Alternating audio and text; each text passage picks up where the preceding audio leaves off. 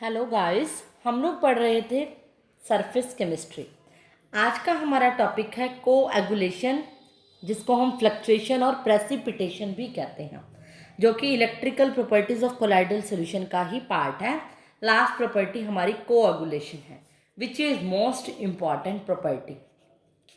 आपको याद होगा मैंने एक प्रॉपर्टी बताई थी पेप्टाइजेशन, जिसमें मैंने क्या कहा था कि पीपीटी जो होते हैं क्लस्टर ऑफ कोलाइडल सॉल्यूशन, जब हम उसमें इलेक्ट्रोलाइट ऐड करते हैं तब वो कोलाइडल सॉल्यूशन बन जाता है, जिसकी रेंज 1 से 1000 नैनोमीटर होती है। वही कोलाइडल सॉल्यूशन की फॉर्मेशन होती है। ये प्रोसेस क्या थी? पेप्टाइजेशन। इसकी बिल्कुल अपोजिट जो प्रोसेस है वो है कोएगुलेशन। मीन्स इसमें क्या होगा, किसी कोलाइडल सॉल्यूशन से हम क्या बनाएंगे? पीपीटी बनाएंगे।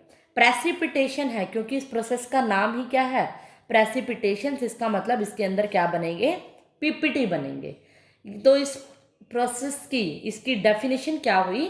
Process of aggregating together the colloidal solution so as to change them in large size particle which ultimately settle as a precipitate। यानी कि हमने कोलाइडल सॉल्यूशन के अंदर से प्रिपेयर क्या करना है? कुछ इलेक्ट्रोलाइट डाल के, वही इलेक्ट्रोलाइट तो डाला ही डालेगा, स्मॉल अमाउंट ऑफ इलेक्ट्रोलाइट तो ऐड होगा ही होगा, लेकिन अगर हम कोलाइडल सॉल्यूशन के अंदर इलेक्ट्रोलाइट डाल देंगे तो पीपीटी बन जाएंगे। और पीपीटी, इसी फॉर्मेशन ऑफ प्रेसिपिटेशन को हम क्या बोलते हैं?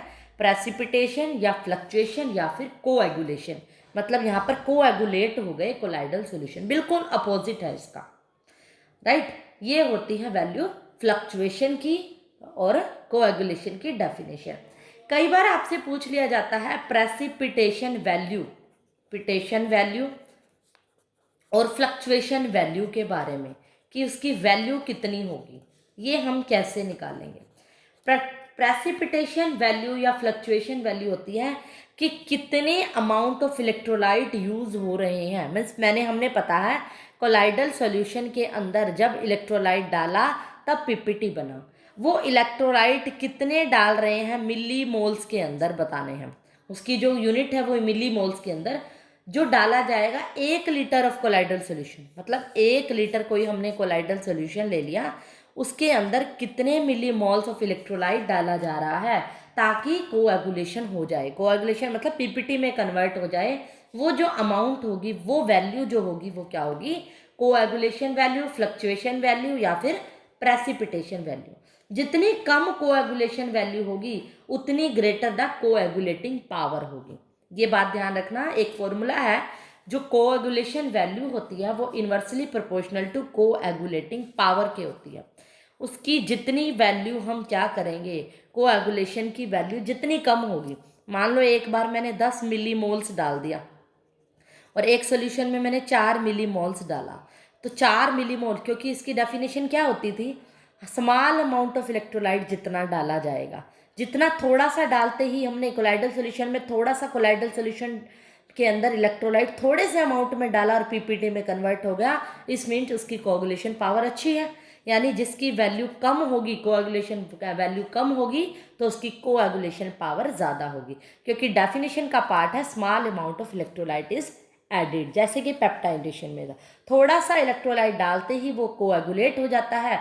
इसीलिए अगर जिसकी वैल्यू कम है कोएगुलेशन की, तो उसकी कोएगुलेटिंग पावर क्या होगी? ज़्यादा होगी। क्लियर? कोएगुलेशन क्या होता है और उसकी वैल्यू क्या होती है। एक साइंटिस्ट थे हार्डे, जिन्होंने हार्डे स्क्वीज रूल दिया था।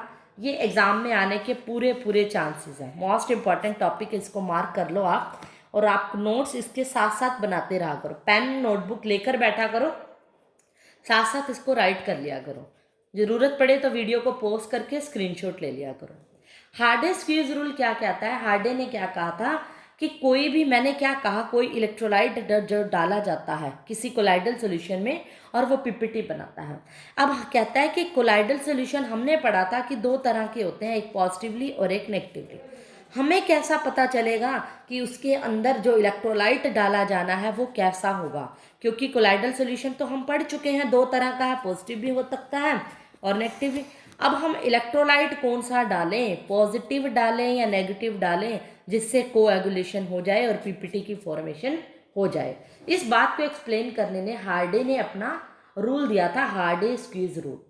उसने क्या कहा था कि जो इलेक्ट्रोलाइट की क्वांटिटी होती है, जो कोएगुलेट करने के लिए क्वांटिटी होती है, वो डिपेंड करती है वैलेंसी ऑफ कोएगुलेशन आयन के ऊपर, कि क्वांटिटी आप कितनी डालोगे इलेक्ट्रोलाइट, कौन सा डालोगे, वो डिपेंड करती है, डिपेंड्स किस पे करती है, कोएगुलेटिंग आयन के ऊपर डिपेंड कर रही है, कि आयन कैसा है उस पर डिपेंड करेगी। और इसने कहा था वो आयन कैसा होना चाहिए, opposite to the colloidal particle. अगर आपका कोलाइडल सोल्यूशन पॉजिटिवली चार्ज है तो जो आप इलेक्ट्रोलाइट डालोगे यानी कोएगुलेटिंग आयन उसका कैसा होना चाहिए, नेगेटिव आना चाहिए। मतलब अगर आपके पास कोलाइडल सोल्यूशन क्या है, पॉजिटिवली चार्ज है, तो आप उसको कोएगुलेट कराने के लिए जो इलेक्ट्रोलाइट डालोगे वो नेगेटिव डालोगे, राइट। और अगर आपके पास कोलाइडल सोल्यूशन नेगेटिवली चार्ज है तो आप इलेक्ट्रोलाइट कैसा डालोगे, पॉजिटिव डालोगे। ये बात इसने कही थी। दूसरी बात इसने क्या कही थी, एक तो ये कि ये और जो ये आयंस इलेक्ट्रोलाइट डाले जाते हैं, इन आयंस को हम बोलते हैं कोएगुलेटिंग आयंस। एक बात तो इसने ये कही थी। बट अगर मान लो फॉर एग्जांपल, मैं आपको एग्जांपल से एक्सप्लेन करती हूँ, मान लो कोई अरेनियस सल्फाइड का कोलाइडल सोल है, ये सोल इसने यहाँ बीकर में ले लिया, अरेनियस सल्फाइड मैंने कह दिया ये, और आपने पीछे पढ़ा था, आपको ये पता होना चाहिए ये पॉजिटिव है या नेगेटिव। कल इलेक्ट्रिकल प्रॉपर्टीज में मैंने पॉजिटिव और नेगेटिव सोल के बीच में डिफरेंस बताया था, बताए थे कि जो सल्फाइड वाले होते हैं वो सारे क्या होते हैं, नेगेटिवली सोल होते हैं। तो आपको ये देखते ही पता चल जाएगा सोल कैसा है, नेगेटिवली चार्ज है। अगर ये नेगेटिवली चार्ज है तो ऊपर इलेक्ट्रोलाइट कैसा डाला जाएगा, पॉजिटिवली चार्ज ऑब्वियसली। और इसने ये कह दिया कि मान लो हमारे पास ये इलेक्ट्रोलाइट है NaCl, KCl और MgCl2, तो आप कौन सा इलेक्ट्रोलाइट डालोगे, आप आयन देखोगे इसके अंदर Na पॉजिटिव है, इसमें K पॉजिटिव है और इसमें Mg2 पॉजिटिव है। ये नेगेटिवली चार्ज है तो पॉजिटिव को देखोगे सारे ही पॉजिटिवली हैं इसके अंदर, अगर मान लो आयन दे दिए, तब आप क्या देखोगे, ये कहता है, रूल कहता है कि जिसकी coagulating value greater the valency of coagulating ion greater is the power of coagulation. कहता है इस कोएगुलेटिंग आयन की वैलेंसी जिसकी ज़्यादा होगी, एक तो ऐसा होना चाहिए कोएगुलेटिंग आयन पॉजिटिवली चार्ज होना चाहिए according to colloidal solution, colloidal solution positive है तो नेगेटिव, और दूसरा जिस कोएगुलेटिंग आयन की वैलेंसी ज़्यादा होगी वही कोएगुलेटिंग पावर उसकी ज़्यादा होगी, यानी कि वो यूज़ किया जाएगा कोएगुलेशन में। अगर मैं कहूँ हमारे पास 3 इलेक्ट्रोलाइट हैं तो आप किसको कहोगे, वैलेंसी किसकी ज़्यादा है, इसकी 1 पॉजिटिव, इसकी भी, लेकिन इसकी 2 पॉजिटिव। नेगेटिव चार्ज में प्लस चार्ज किसका ज़्यादा है, MgCl2, तो इलेक्ट्रोलाइट कौन सा डाला जाएगा, MgCl2। ये इसने कहा था। फिर से बता रही हूँ, इसने क्या कहा था, जो इलेक्ट्रोलाइट डाला जाएगा कोएगुलेशन में वो ऐसा डाला जाएगा कोलाइडल सोल्यूशन से अपोजिट चार्ज होना चाहिए। दूसरा इसने कहा था उसकी वैलेंसी ग्रेटर होनी चाहिए। फॉर एग्जाम्पल आपको एक एग्जाम्पल और दे रही हूँ, FeOH की थ्राइस। आपने खुद पहचानना है ये कैसा सोल है। कल मैंने एग्जाम्पल्स जो बताए थे उसमें हाइड्रोक्साइड का बताया था पॉजिटिवली सोल होता है, पॉजिटिवली कोलाइडल सोल। तो इसके अंदर आयन कोएगुलेटिंग आयन कैसा डाला जाएगा, नेगेटिव। आपके पास 2 आयन है, सपोज करो एक है PO4 2 नेगेटिव और एक है Cl नेगेटिव।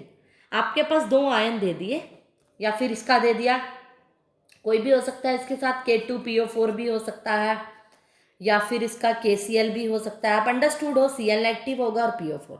वैलेंसी देखोगे पॉजिटिव है तो नेगेटिव की वैलेंसी चेक करोगे, नेगेटिव की वैलेंसी PO4 2 नेगेटिव में 2 नेगेटिव, Cl नेगेटिव में 1 नेगेटिव, 2 नेगेटिव या 1 नेगेटिव ज़्यादा 2 ज़्यादा, तो हम प्रेफरेबल आयन कौन होगा, K2PO4। यानी इलेक्ट्रोलाइट कौन सा डालेंगे, ये, क्योंकि इसकी कोएगुलेटिंग पावर ज़्यादा होगी। तो अल्टीमेटली इसने रूल दिया था कि जो कोएगुलेटिंग पावर होती है, पावर ऑफ इलेक्ट्रोलाइट, कोई भी है 1 इलेक्ट्रोलाइट है, वो इन्वर्सली प्रोपोर्शनल होगा कोएगुलेटिंग वैल्यू के ऑफ इलेक्ट्रोलाइट 1, उसकी वैल्यू के इन्वर्सली प्रोपोर्शनल होगा। कि अगर किसी की कोएगुलेटिंग वैल्यू गिवन है तो उससे हम पावर भी निकाल सकते हैं। अगर जिसकी वैल्यू ज़्यादा है तो उसकी पावर क्या होगी, कम।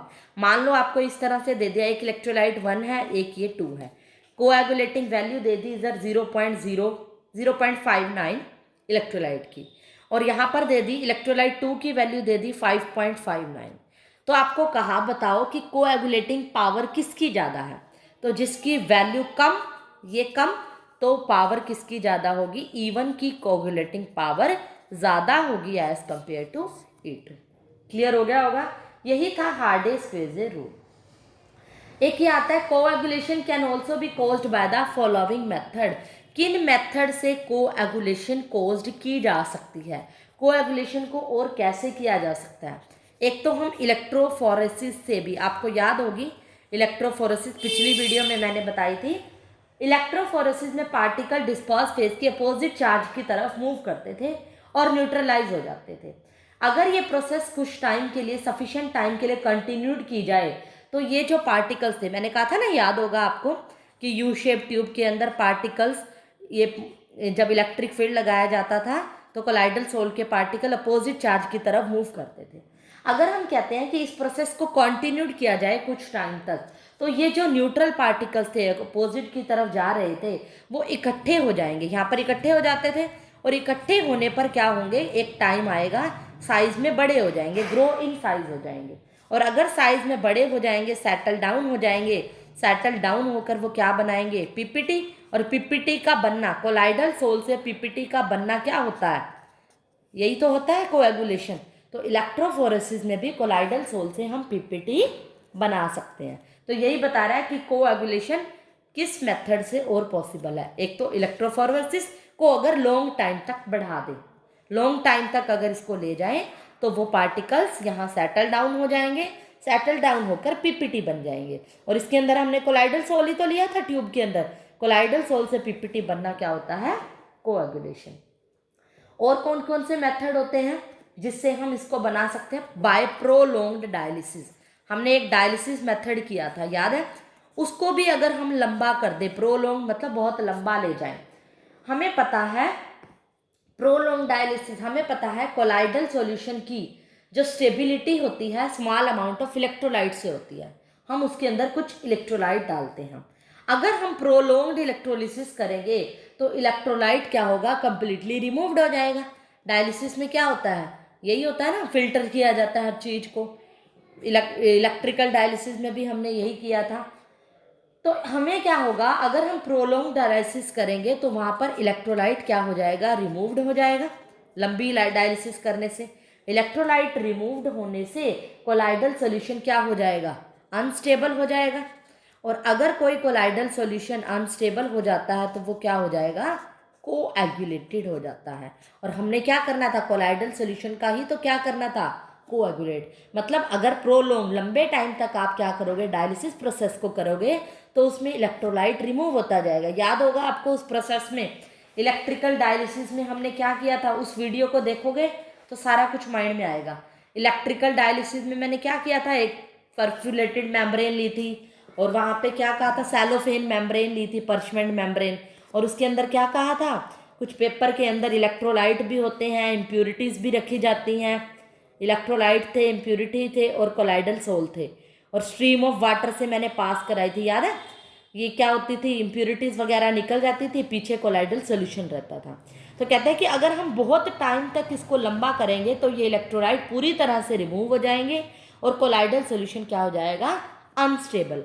अनस्टेबल हो जाएगा तो वो क्या होगा, इकट्ठा हो जाएगा, जुड़ जाएगा, पीपीटी बन जाएंगे और कोएगुलेट हो जाएगा। यानी अगर इलेक्ट्रोलिसिस को भी लंबा कर दें, इलेक्ट्रोफोरेसिस को भी लंबा कर दें, तब भी कोएगुलेशन पॉसिबल है। एक मेथड होता है बाय हीटिंग और कूलिंग। अब आप इसकी थ्योरी पढ़ोगे तो बड़ी इजीली समझ आएगी। हीटिंग और कूलिंग से भी हम कोएगुलेशन कर सकते हैं। कुछ केसेस में हीटिंग करने से भी कोएगुलेशन होती है। जैसे हम कोएगुलेशन करें किसका, बटर का।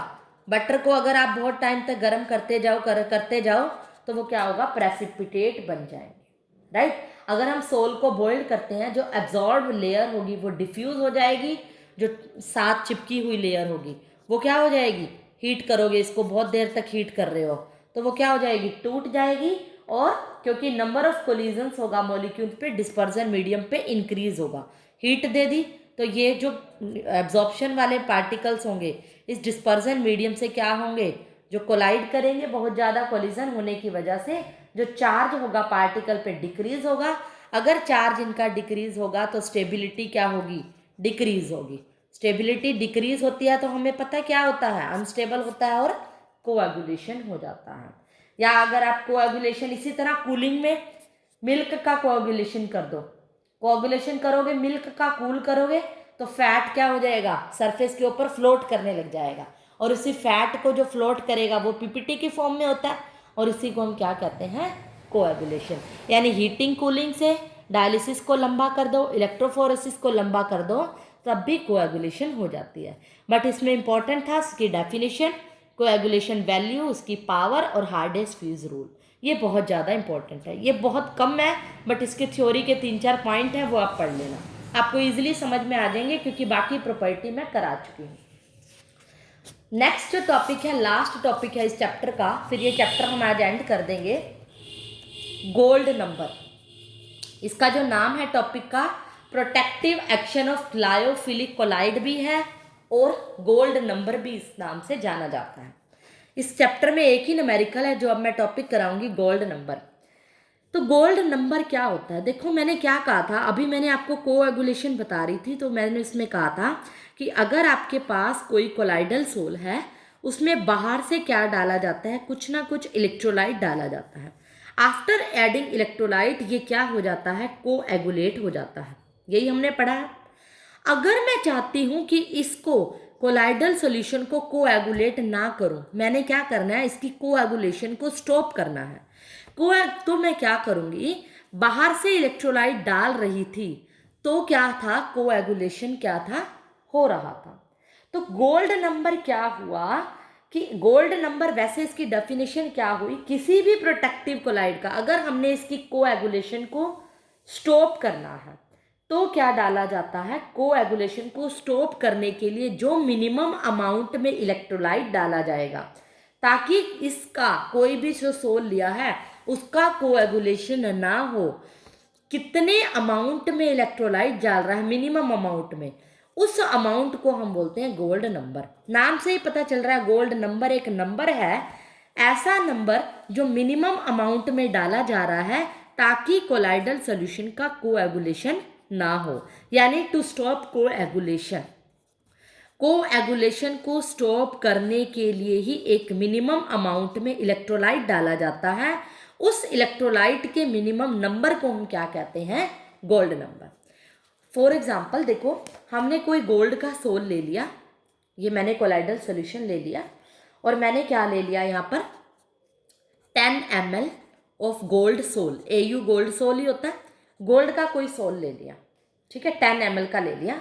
इसके अंदर कोएगुलेशन ना हो तो मैं बाहर से एक इलेक्ट्रोलाइट डाल रही हूँ, NaCl का इलेक्ट्रोलाइट, वो कितना डाल रही हूँ, 1 ml ऑफ 10% इलेक्ट्रोलाइट सॉल्यूशन डाला जाता है। ये एक्सपेरिमेंटली हमें पता चला कि 10 ml के सोल, गोल्ड सोल के ऊपर एक एक्सपेरिमेंट किया गया था कि उसके अंदर जब 1 ml ऑफ 10% NaCl इलेक्ट्रोलाइट डाला तब हमने क्या देखा, और इसकी अमाउंट को किस में नोट कर दिया, यानी कि 1 ml 10% का 1 ml कितना हुआ, 1 ml का भी 10% कितना हुआ, 0.1 मिलीग्राम्स में इसकी यूनिट, क्योंकि मिनिमम अमाउंट देख रही है, 0.1 मिलीग्राम डाला गया 10 ml गोल्ड से अंदर, तो देखा कि इस सोल का कोएगुलेशन नहीं हुआ, मतलब ये सोल पीपीटी में कन्वर्ट नहीं हुआ, और जो ये अमाउंट देखी गई वो क्या हुई, गोल्ड नंबर हो गई। क्लियर हुई। तो अब इसकी डेफिनेशन देखने में बहुत बड़ी है, gold number of protective colloid, मैं आपको दिखा देती हूँ एक बार। तो इसकी डेफिनेशन लंबी जरूर है बट इजी है। क्या है, gold number of A protective colloid. Protective colloid की कौन सी बात कर रही हूँ, जिसका आपने कोएगुलेशन नहीं करना, ये वाला। इसकी is the minimum mass in milligram, मैंने कहा था उसका मास मिलीग्राम में डाला जाता है, which must be added to 10 ml of a standard red gold sol, जो 10 ml सोल के अंदर, रेड गोल्ड सोल के अंदर डाला जाता है, so that no coagulation of gold sol, ताकि इसकी क्या हो, कोएगुलेशन ना हो। Takes place when 1 ml of 10% NaCl chloride solution is rapidly added to it. कब होगा, जब 1 ml ऑफ 10% Na सॉल्यूशन इसके अंदर रैपिडली मतलब फास्टली डाला जाएगा, तो ये जो वैल्यू होगी मिलीग्राम्स में, वो वैल्यू क्या होगी, गोल्ड नंबर। मैं आपको इस पे एक न्यूमेरिकल बताती हूँ कि कैसे क्वेश्चन आते हैं। इस न्यूमेरिकल पे फोकस करो। क्या कहता है, the coagulation of 100 ml of colloidal solution of AU is completely prevented. यानी कोई कोएगुलेशन किसका रोका जा रहा है, एयू मतलब गोल्ड का, इसका कोएगुलेशन पूरी तरह से रोका जा रहा है, जो कि क्या है 100 ml है। यहाँ पर ये क्या है 100 ml। कैसे रोका जा रहा है, ऊपर से कितना डाला जा रहा है, 0.25 gram of starch to it before 10 ml of 10% NaCl solution. यहाँ पर क्या जा रहा है, इस सोल्यूशन के अंदर डाला जा रहा है। हमने क्या करना है, find gold number of star. ये जो स्टार्च डाला जा रहा है इतना ग्राम में डाला जा रहा है और इसका गोल्ड नंबर निकालना है। गोल्ड नंबर मतलब मिलीग्राम्स में जो इसकी वैल्यू होगी वो निकालनी है। तो आपने कंफ्यूज नहीं होना, आपने इस तरह से न्यूमेरिकल करना है। एक ट्रिक बता रही हूँ मैं गोल्ड नंबर की, जो आपको किसी भी बुक में नहीं मिलेगी। ये मेरी ट्रिक है, आप एक ही फॉर्मूला नोट कर लो गोल्ड नंबर के लिए। Amount of lyophilic colloid, amount of lyophilic colloid added in milligrams by में वॉल्यूम ऑफ कोलाइडल सॉल्यूशन, या सॉल्यूशन सिर्फ इनटू में 10, कि कितना लियोफिलिक कोलाइड ऐड किया जा रहा है। अब ये बात ध्यान रखना, जो बाहर से कोलाइडल सोल ऐड किया जाता है, मैंने कहा था ना कोएगुलेशन को रोकने के लिए कुछ बाहर से कुछ ऐड किया जाता है। एक बार फिर से डेफिनेशन रिवाइज करवा रही हूँ। इसमें क्या होता है, कोई भी गोल्ड सोल है 10 ml, उसमें 1 ml ऑफ 10% NaCl डाला जा रहा है। ये इलेक्ट्रोलाइट है जो कि कोएगुलेट कर रहा है, राइट। हम बाहर से क्या करते हैं, एक लायोफिलिक क्या करते हैं, सोल डालते हैं। तो आपने कंफ्यूज नहीं होना, इस इलेक्ट्रोलाइट की अमाउंट नहीं है ये मिलीग्राम। हम क्या करते हैं, बाहर से एक लायोफिलिक कोलाइड होता है या लायोफिलिक सोल होता है, वो डालते हैं मिलीग्राम्स के अंदर, ताकि जो इलेक्ट्रोलाइट डालने से इसके अंदर कोएगुलेशन हुआ वो कोएगुलेशन रुक जाए। तो कई बच्चे ये कंफ्यूज हो जाते हैं, ये इलेक्ट्रोलाइट की अमाउंट मिलीग्राम में है। नहीं, ये इलेक्ट्रोलाइट तो कोएगुलेट कराने के लिए डाला गया है। हमने कोएगुलेशन की डेफिनेशन पढ़ी है, सोल के अंदर स्मॉल अमाउंट में इलेक्ट्रोलाइट डाला तो कोएगुलेशन हो गई। अब कोएगुलेशन को रोकने के लिए मैं लायोफिलिक कोलाइड डालूंगी और वो मिलीग्राम्स में डालूंगी, तो क्या कहेंगे हम, मिलीग्राम्स में डालने के बाद इसका कोएगुलेशन स्टॉप हो जाएगा। तो वही गोल्ड नंबर मुझे निकालना है। जो ये इलेक्ट्रोलाइट डाला जाता है वो लायोफिलिक कोलाइड होता है, उसकी अमाउंट आप लिख दोगे मिलीग्राम्स के अंदर। और यहाँ पर क्या कहा गया है, 0.25 ग्राम ऑफ स्टार्च डाला गया है। यानी यहाँ पर लायोफिलिक कोलाइड क्या है, स्टार्च क्या है, 0.25 ग्राम है। अगर ये 0.25 ग्राम है, इसको मिलीग्राम में कन्वर्ट करना है, तो आप क्या करोगे, इसको बताओ। अगर मिलीग्राम में कन्वर्ट करना है तो ये कितना होगा, 250 मिलीग्राम। यानी ये कितना हुआ, 25 बाय में 100, और मुझे क्या करना पड़ेगा, इसको 1000 से मल्टीप्लाई। अगर मैं 1000 से मल्टीप्लाई करूंगी तो ये मेरा 250 मिलीग्राम बन जाएगा। तो अब 250 मिलीग्राम को ऊपर रखो, बाय में क्या करोगे, वॉल्यूम ऑफ कोलाइडल सोल। यहाँ पर कितना सोल लिया गया न्यूमेरिकल में, आप देखो 10 ml। यहाँ इसको नहीं देखना 10 ml ऑफ इलेक्ट्रोलाइट, वो तो उसके अंदर डाला ही जाता है, वो तो डेफिनेशन ही थी ना। जब आपने इसकी डेफिनेशन की थी 10 ml के अंदर 1 ml ऑफ 10% डाला। इसमें सबसे खुशी की बात है, बिना ये डाटा यूज करे हम क्या करा दूंगी, मैं आपको ट्रिक से न्यूमेरिकल करा दूंगी। तो आपने वॉल्यूम किसका देखना है, कोलाइडल सोल का, वो कितना है 100 ml। ये तो गोल्ड सोल की डेफिनेशन ही है, न्यूमेरिकल में ये यूज करने की जरूरत नहीं है। कई बुक में इसको यूज करके भी बता रखा है, अगर आपको वो समझ आता है वो कर सकते हो, बट वो टिपिकल पड़ेगा। ये ट्रिक यूज करोगे, इस डाटा को यूज किए बिना न्यूमेरिकल हो जाएगा। बस आपको ये अमाउंट ग्राम से मिलीग्राम कन्वर्ट करनी है, और ये क्या करना है, इस कोलाइडल सोल से डिवाइड कर देना है। तो 100 से डिवाइड करोगे तो क्या आ जाएगा, ट्रिक को नोट कर लो, इसका स्क्रीनशॉट ले लो। बाय में 10, ये 0 से कैंसिल, ये 0 से ये, तो गोल्ड नंबर मेरा कितना आ गया, 25। तो मेरा गोल्ड नंबर कितना हो गया, 25। एक न्यूमेरिकल प्रैक्टिस प्रॉब्लम में दिया है, वो आप खुद से सॉल्व करोगे। बस ट्रिक नोट करो, न्यूमेरिकल का तरीका अपने आप आ जाएगा। ये स्टेटमेंट थी और ये इसका सॉल्यूशन था, मैंने एक साथ लिख दिया। अब इसका स्क्रीनशॉट भी ले सकते हो आप। तो आज का हमारा ये चैप्टर सरफेस केमिस्ट्री यहीं पर ख़त्म होता है। नेक्स्ट वीडियो में हम नेक्स्ट चैप्टर स्टार्ट लेकर आऊँगी मैं, कोऑर्डिनेशन कंपाउंड। तब तक के इसके लिए नोट्स कंप्लीट कीजिए। न्यूमेरिकल्स के कोई डाउट्स हैं तो आप मुझे किसी भी टाइम अपने नंबर पे कॉल कर सकते हैं। Thank you.